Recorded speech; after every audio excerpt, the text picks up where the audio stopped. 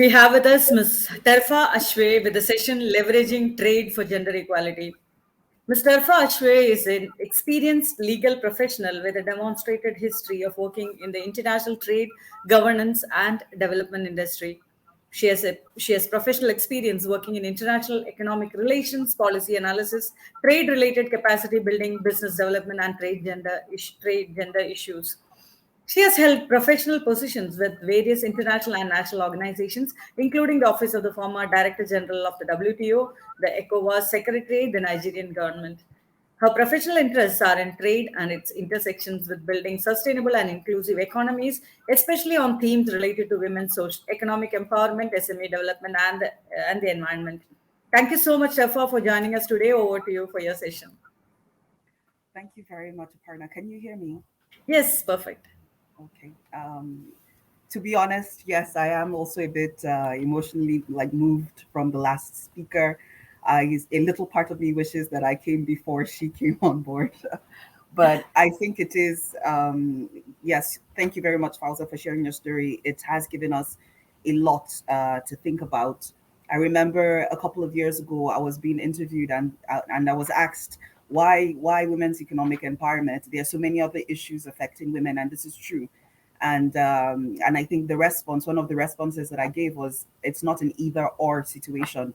It's very interesting how taking away a woman's ability to earn a living can have such a ripple effect on not just her family and herself, but how she's able to raise her children, how she's able to send them to school, and it just builds on to our communities and the way in which we live socially as well. So it's not an either or situation. And I guess today I'll be speaking on trade.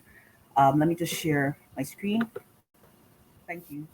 So it's not an either or situation. It's not economic empowerment and trade is not as removed from the issues around gender equality and our ability to empower women and girls. It's, in my opinion, at the very core of one of the ways in which we can go forward. And if you'll permit me to share someone else's story, not mine this time, part of the reason why I do what I do and I'm in the space that I am is because of the stories that I have been told, the stories that have inspired me, and the stories that keep me going. And one of those stories is that of Shilda Enterprises. She's a business that's based here in Nigeria. She opened up her company about 5 years ago. She had been working in the development space for a while, specifically in the area of poverty reduction. And she comes from, I don't know if you're very familiar with Nigerian politics right now, but she comes from the northeastern part of the country that is currently going through a lot of insecurity and, and disturbance in that area. Women are not able to earn. Families are not able to earn, more or less. Women go to school and things like that. So what she wanted to do, she wanted to find a way to bring hope and basically economic empowerment to her community and the women within that space there. What she did was she found local skills. So there they are used. You probably don't know this. Here we call it kuli kuli, but it's a peanut snack. And since it's already a skill that they're familiar with, it's a skill that they already have. It's a product that they sell, but not at a scale that is economically viable, or it supports their day to day, but not necessarily, it's not income that supports them long term and creates that much of an impact. So what she decided to do was to set up a company, bring these women together, and scale up their production so that she's able to sell not just within the community that they lived, but also be able to sell in the national space and also access international markets.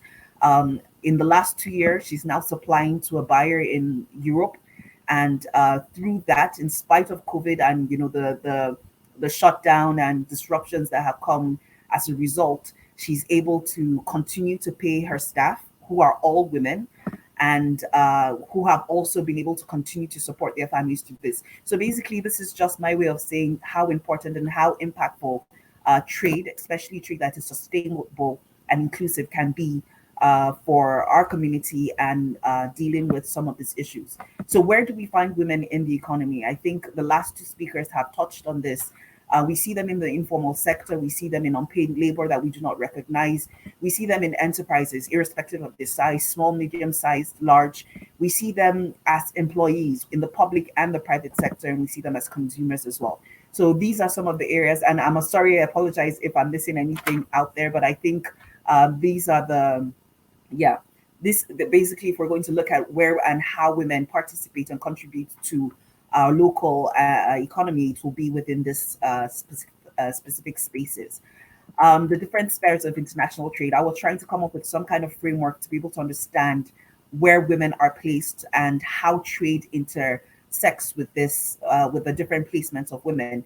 And I came up with the concept of, the spheres of international trade, the processes, which include the procedures, regulations, and laws, production, which includes industry, firms, and labor, and the pathways, basically how either goods or services are transferred or move from consumer to, from producer to consumer, and how those things move within our space.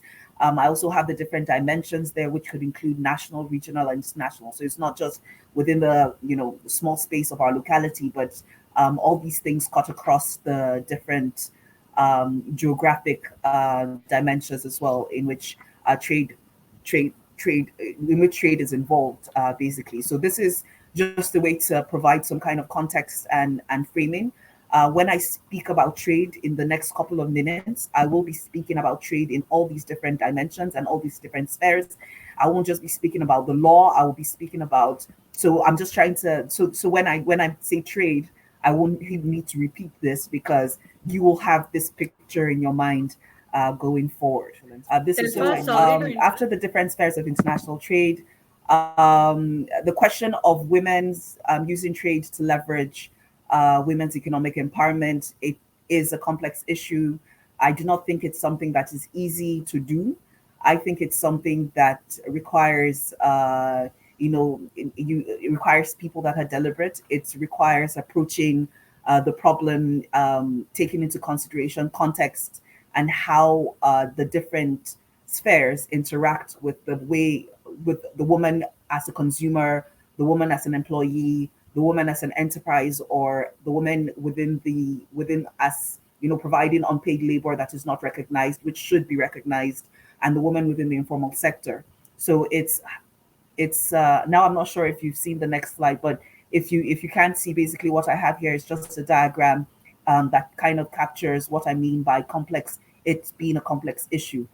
Trying to find a space within how can we address that complexity between trade and how it interferes with women within the economy, because we know that sometimes when countries or are putting together policies to promote trade, they inadvertently either create working environments for women that are discriminatory or oppressive, or you create working environments where women are not being basically are not earning fairly, or you discriminate against women-led enterprises, either because of their size or just not recognizing the fact that their industry is important to your progress as a country. So it's a question of complexity that needs to be taken into consideration.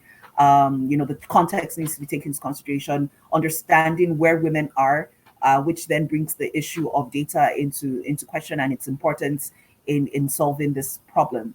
I hope you're with me in terms of, I'm not really sure what you're seeing. Okay. But hopefully, so here I have an example, but basically it's a complex issue.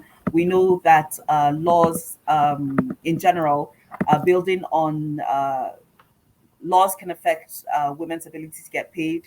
It could affect their decisions to have children. It affects their ability to manage assets, to even own access land in the first place and to own assets. Laws affects a woman's ability to get jobs. So basically, just to reiterate or just to emphasize the importance of taking into consideration the specific needs and listening to women, which I guess that's why I said it's not an either or situation. Women's rights and their ability to participate in politics, to contribute to how knowledge around their issues are built is important. And I have the 3 C's of progress, which is of progress, which will be to collaborate, to codify, and to communicate. the importance of working with women and with stakeholders to collaborate and come up with ideas on how we can solve these complex issues, how we can effectively collect accurate information and data about where women are, how they're contributing, and what the different laws and policies, how they're affecting their participation before we go on to make laws and policies, and to also clearly communicate these laws and policies, especially when they're being built for the advantage of the woman, to clearly communicate that with women and women representative groups and stakeholders within our economy. One of the ways in which that was done, and this was a huge and significant step forward for women and trade and people that are interested in that, was the WTO Joint Declaration on Trade and Women's Economic Empowerment that was adopted at the WTO Ministerial Conference in Buenos Aires in December 2017. It brought together the SDG5, and it put it at the center of, at least it became an important discussion within the WTO over the last 3 years on how, first of all, taking away that entire myth about trade being neutral. Now, through research and information that we've gathered over the last 100 to 60 years, we know, 60 to 100 years, we know that trade is not neutral. Trade does affect women's ability to participate in the economy and benefit from it as well. So it's important that trade laws, policies, and the systems that are put in place to support supply and value chains are considerate and reflective of the needs of women within countries, regions, and the international space as well. That being said, it's important to bear in mind that only 1 in 5 exporting firms are women owned. About 1 billion women are able to participate in the economy at the moment, and 90% of the 173 countries that are usually examined by the World Bank have at least one discriminatory law policy that restricts women's participation in the economy. So putting together joint declaration was a significant step forward. I know that there have been several discussions within the space, sharing of information, sharing of good practices, but I think it's also time that we move forward to start to take deliberate steps to ensure that trade is being delivered for women in our regions, in our countries, and in international trade generally, especially now as a result of COVID. We know that COVID hit women and girls hard. We knew that the world and the global economy was going to suffer from the close down and the measures that were put in place to be able to restrict the spread of the COVID virus. What I guess we didn't expect was just how hard and the devastation that would come upon women, as a result of those results, which again goes back to my point about putting together policies and response policies that are reflective of women and the role and the contribution that they play in the economy, because we can't sacrifice women, constantly keep sacrificing women and the progress that they're making for the greater good, as people will say. Right now, we know that 47 million women and girls will fall below poverty in 2021. We know that 247 million women above the age of 15 are living in extreme poverty as a result of some of the policies that were put in place over the last year to curtail, to reduce the impact of COVID on our economy. So just going forward, it's important that we take into consideration the impact of where women are and their contribution and their roles, and we start to be more deliberate and I'll say, dare I say, a little more aggressive on how we handle the question of women's economic empowerment. And that being said, I'd like to ask a question. I would say, if we're given a better way to do things, if we're given an option on how to make our economy fairer, if we're given an option on how to succeed as a people, will we take it, or would we, say it's too much work, we don't understand the issues, or maybe it's not as important as the other thing? I think this is not the case. We know that exporting firms are more competitive. We know that they earn more, and we know that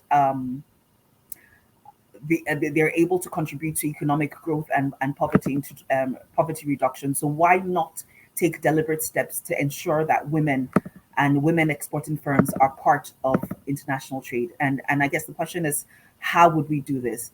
You can't see this now, but just trying to again think about a framework, something that you will remember as businesses, because I'm going to assume that a majority of our audience our business. If you're putting together a business plan or you're a policymaker that's, creating space for women's economic empowerment within your environment, what do you think about, how do you think about going forward on the issue of trade as a tool for women's economic empowerment? And I don't know how many of us are familiar.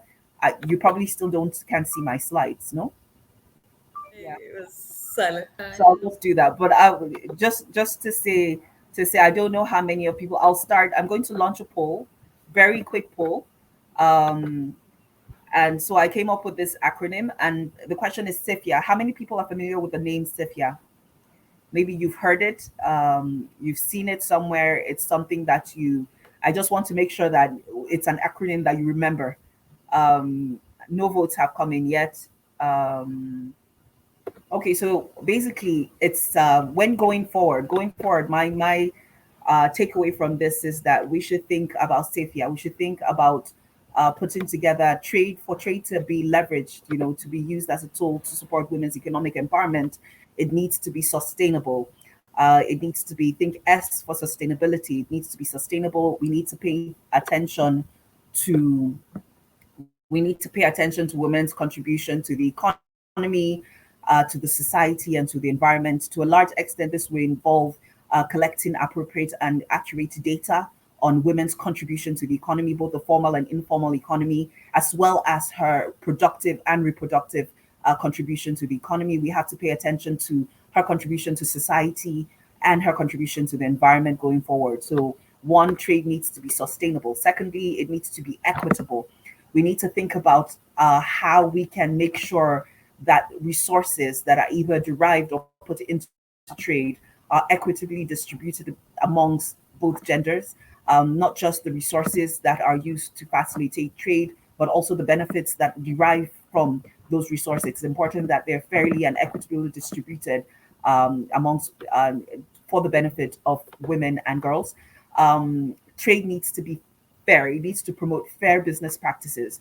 This includes employment policies. It includes supply, laws around it. It includes creating an ecosystem that recognizes and supports women entrepreneurs.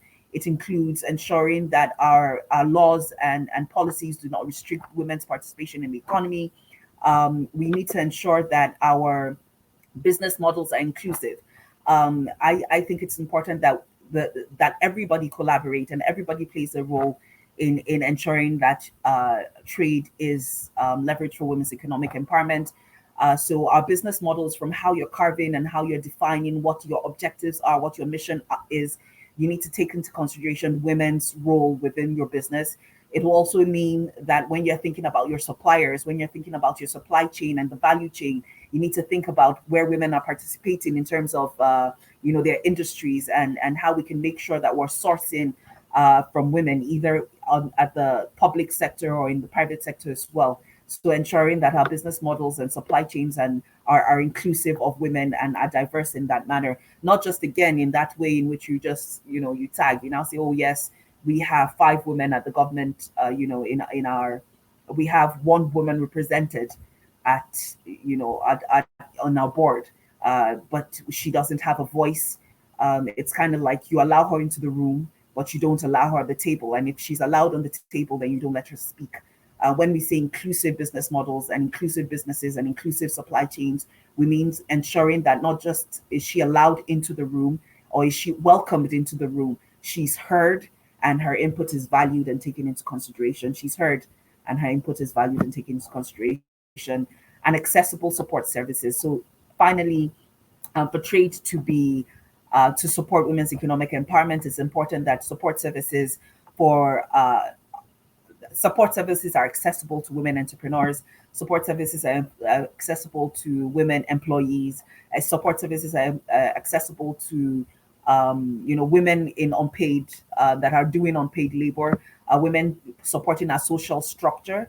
Not only are they recognized, but also they're able to they're receiving support. If you're putting together an incubator program or you're putting together a mentorship program, are women able to access that? Are you doing what you should be doing to make sure that you're not just putting together systems that shut out women, not just support services in terms of service delivery, but also support services in terms of accessibility to land, accessibility to finance and the resources that are needed to ensure that women are not just represented but are also able to benefit fairly from our international trade and global value chains and everything.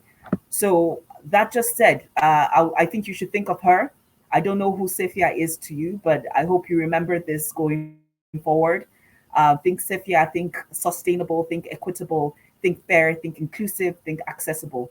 For trade to be able to be leveraged for women's economic empowerment, it's important that it's sustainable, it's important that it's equitable, it's important that it's fair, it's inclusive, and it's accessible to women, both, yes, in all the different areas in which they are represented in the economy, not just leaning towards one angle. And I have now come to the end of my presentation. Thank you very much for yeah. Thank you so much, for being Terfa, here. for that powerful session. Thank you so much for joining us today and also for all the support you have been giving to GCPIT. There were some technical issues, but that's okay. That happens. So, thank Yes, you so much. Thank you. thank you.